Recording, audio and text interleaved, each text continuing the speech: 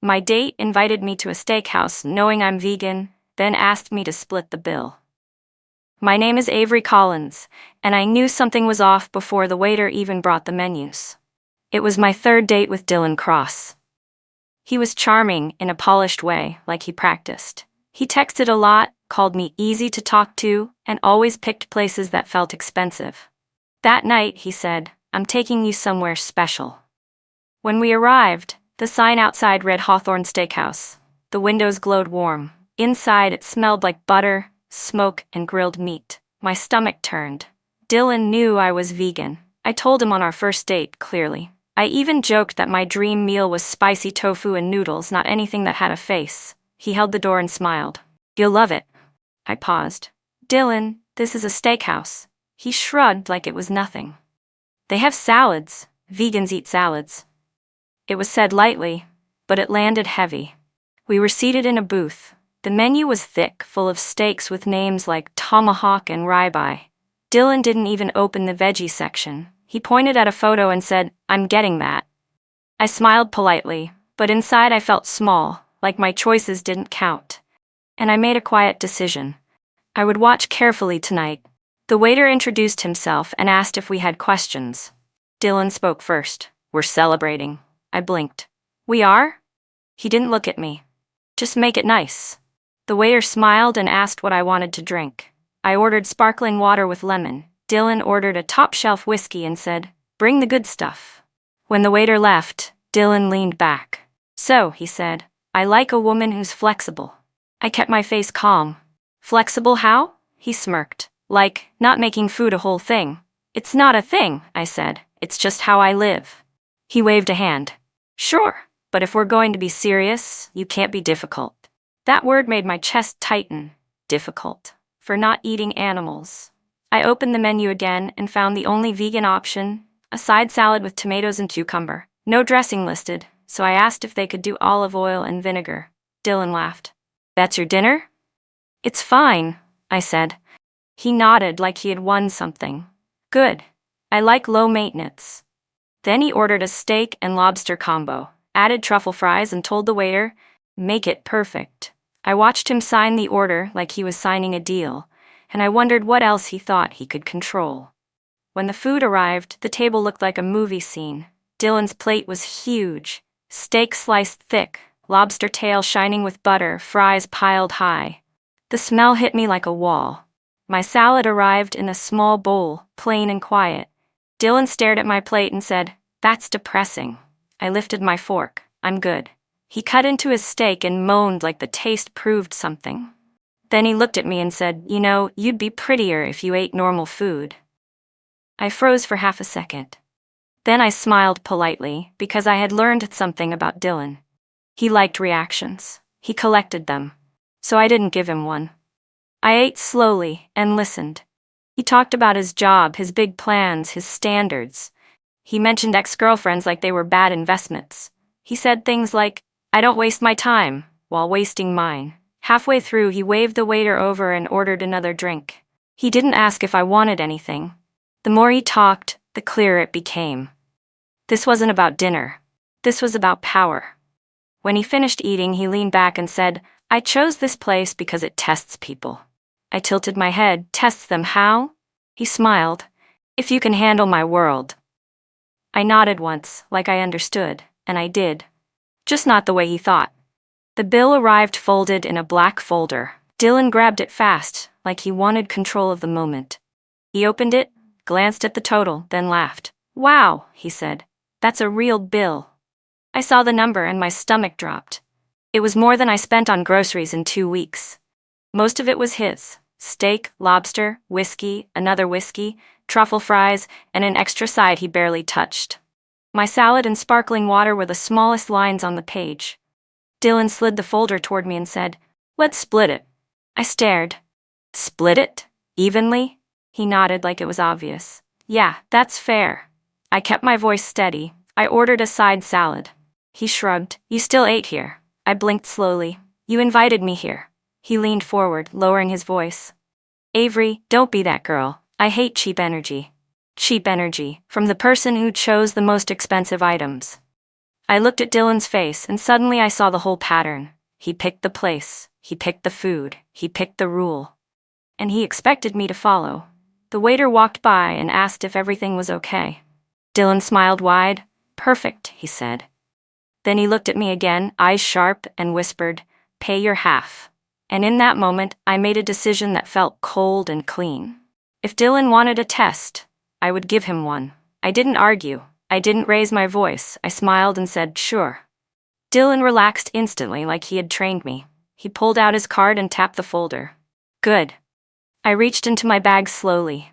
Not for my wallet, for my phone. I opened my banking app and checked my balance.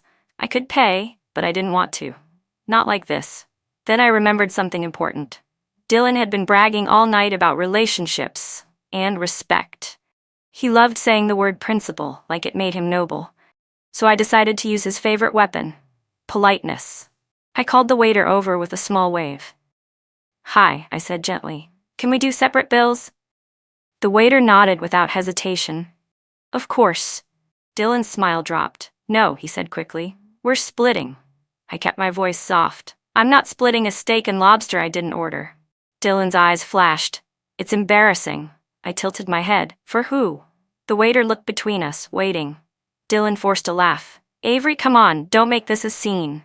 I leaned back, calm. "I'm not making a scene, I'm making it accurate." The waiter cleared his throat. "Sir, I can itemize it." Dylan's jaw tightened. For the first time all night, he didn't know what to say. And I realized something else. This wasn't the twist. This was only the doorway. Because the moment Dylan lost control, he was going to show me who he really was. The waiter nodded and stepped away with the bill. Dylan leaned back in his seat, arms crossed. His face was calm, but his eyes weren't. "You know," he said, "this says a lot about you." I kept my voice neutral. "It says I pay for what I order." He scoffed. "Relationships aren't about keeping score." "Neither are dinners," I replied. "They're about fairness." He laughed, but it sounded forced. "You're really choosing this hill?" I didn't answer. The waiter returned with 2 receipts, one thick, one thin. He placed Dylan's in front of him and mine in front of me. My total was small. Dylan's was massive. For a moment, Dylan just stared at it. Then he looked at me and said, "So you're just going to let me pay for all this?" I met his eyes. "You ordered all of it." He shook his head. "Unbelievable." I signed my receipt, added a tip, and stood up. Dylan stood too. This was supposed to be a good night. I picked up my bag. It was educational. He stared at me like I'd slapped him. Outside, the night air felt cooler, lighter.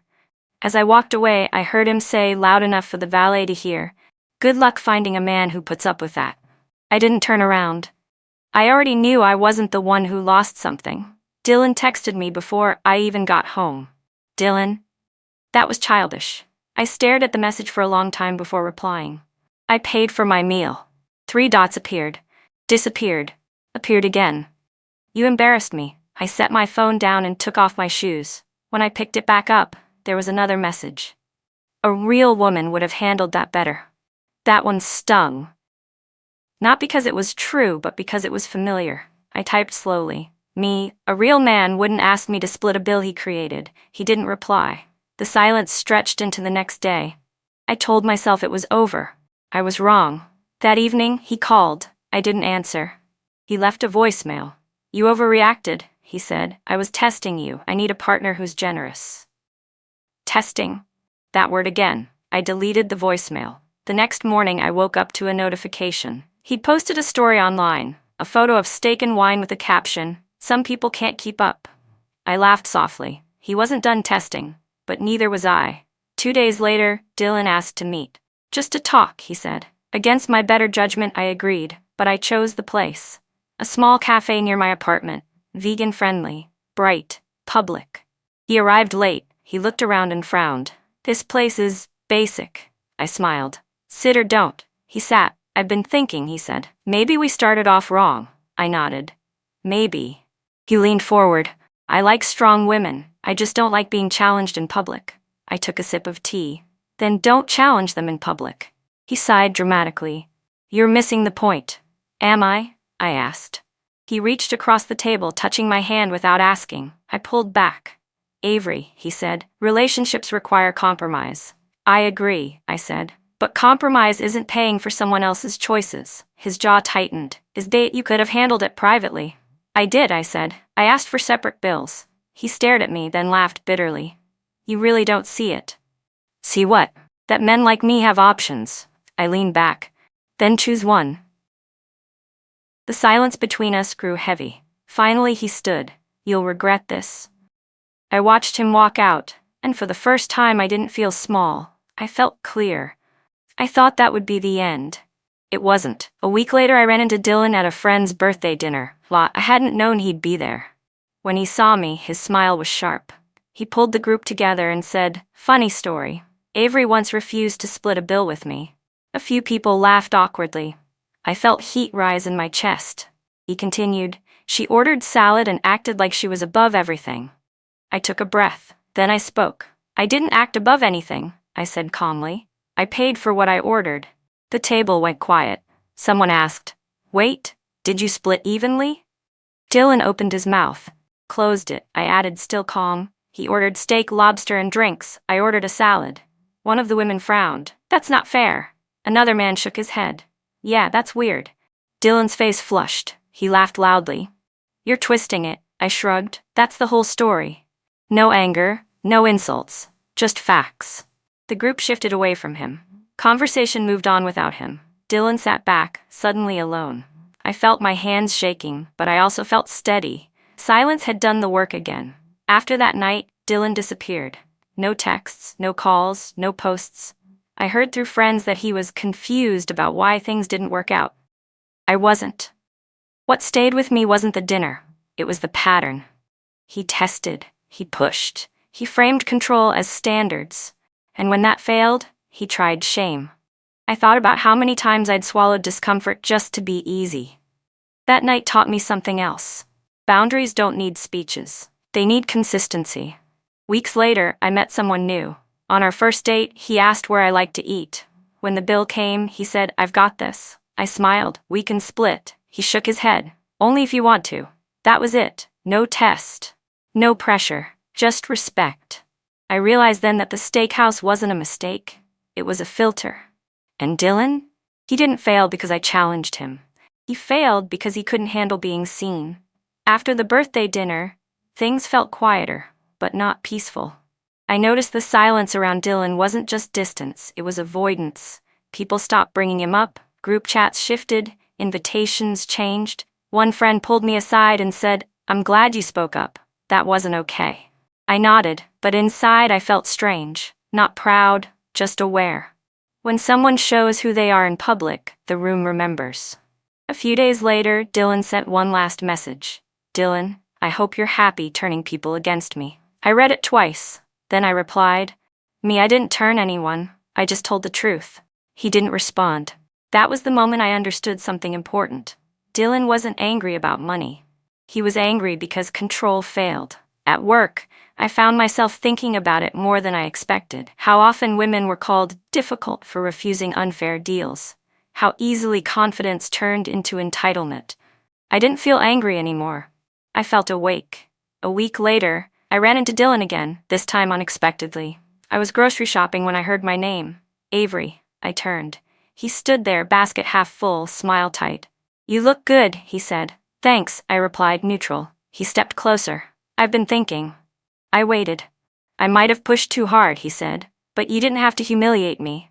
I raised an eyebrow. "I didn't humiliate you. I paid for my food." He exhaled sharply. "You know what I mean?" I shook my head. "No, I don't." That seemed to irritate him more than anger would have. He leaned in. "You could have just gone along with it." I met his eyes. "Why?" He opened his mouth then stopped. For the first time he had no answer. People walked past us. No one was watching, no audience. And suddenly he looked smaller. "I'm done talking about this," I said. As I walked away, he called after me, "You'll regret being so rigid." I didn't turn around, because rigidity wasn't the problem. Entitlement was. Life moved on, but the lessons stayed. I noticed small things now, how people framed generosity, who expected it, who gave it. I started saying no faster, not louder, just clearer. At a friend's dinner, someone joked, "Careful, Avery doesn't split unfair bills." I smiled. Correct. No shame. No explanation. Later that night, one of the women pulled me aside. "I wish I'd done what you did," she said quietly. "I've paid for so many men's egos." That stuck with me. It wasn't about Dylan anymore. It was about patterns we accept because we're taught to. I realized something else too. Dylan never asked how I felt. He only cared how I made him look. That's not partnership. That's performance. A month later, I heard Dylan was dating someone new. A friend showed me a picture. Fancy restaurant, candlelight, steak on the table. I felt nothing. No jealousy, no satisfaction, just distance. That night, I wrote something in my journal. If someone tests you instead of trusting you, they already see you as something to manage. I stopped going back over the night in my head, because it didn't matter anymore. The story had already taught me what I needed. The next time I went on a date, it was simple. A small place, plates, shared plates, honest conversation. When the bill came, we talked about it like adults. No tension, no performance. As I walked home, I realized something important. Standing up for myself didn't make things harder. It made them clearer. And clarity? That's freedom. Not everyone liked the clarity I carried now. Some friends became distant, others joked less. I noticed it most in group settings where comfort used to live. One night, someone said, "You're more serious these days." I smiled. "I'm just more honest." They laughed like it was a joke, but I meant it. Standing up for myself had shifted something. I wasn't easier to push anymore, and not everyone liked that version of me, but I liked her. I liked that I didn't replay conversations afterward, wishing I'd said something different. I liked that my silence now felt chosen, not forced. Dylan resurfaced again, indirectly. A mutual friend mentioned he'd been misunderstood and was working on himself. I nodded politely. I didn't ask questions. Growth doesn't need an audience. Later that week, that same friend said, "You know, he still thinks you embarrassed him." I answered calmly, "He embarrassed himself by expecting me to pay for his choices." The friend didn't reply. That was enough. I started noticing how often women were taught to smooth things over. At work, in friendships, on dates. The moment something feels unfair, we're told to soften it. Laugh it off. Don't ruin the mood. I stopped doing that, not aggressively, just quietly. If something didn't sit right, I named it or removed myself. No explanations. That change brought peace I hadn't expected. Months passed. I barely thought about Dylan anymore. But one afternoon, I caught my reflection in a cafe window and smiled. I looked relaxed, grounded. I realized something important. That dinner didn't teach me how to handle men. It taught me how to handle myself. I didn't need approval. I needed alignment. At a small gathering, someone new asked me, "What's your biggest red flag?" I thought for a moment, then said, "Anyone who turns fairness into a test." They nodded slowly. Good answer. As I walked home that night, I felt light. Not because I'd won anything, but because I'd stopped losing myself to keep things easy. A year after the steakhouse, I barely recognized the woman I used to be. Not because I'd changed everything, but because I'd stopped shrinking. Dating felt different now, not safer, clearer. I asked questions earlier. I watched how people handled small no moments. I noticed whether respect stayed when convenience disappeared. One night, a man joked, "You seem like you don't tolerate nonsense." I smiled. "I just don't reward it." He laughed, but he meant it as a compliment. That felt new. I realized that standing up for myself didn't make me harder to love. It made me harder to misuse. Dylan crossed my mind once more, unexpectedly. I was out with friends when someone mentioned him casually. No drama, no story. "He moved cities," they said. "Fresh start." I nodded and felt nothing. No anger, no victory, just distance. That's when I knew it was truly over. Not when he stopped calling, not when people sided with me, but when his name no longer shifted my mood. I learned something important from that dinner. Not every bad experience needs a dramatic ending. Some lessons are quiet. They settle into your habits, your choices, your standards. I stopped over-explaining my boundaries. I stopped apologizing for them. And I stopped confusing discomfort with wrongdoing. One evening, I met a friend for dinner. When the bill came, she laughed and said, "Separate checks?" I nodded. Always. We smiled, easy and equal. That moment mattered more than the steakhouse ever did. Because it felt normal. Looking back, I don't think Dylan ever meant to teach me anything. But he did. He taught me that fairness doesn't need permission, that silence can be stronger than argument, and that walking away calmly is sometimes the most powerful move. I didn't win by proving anything. I won by choosing myself. And that choice still pays dividends, every single day.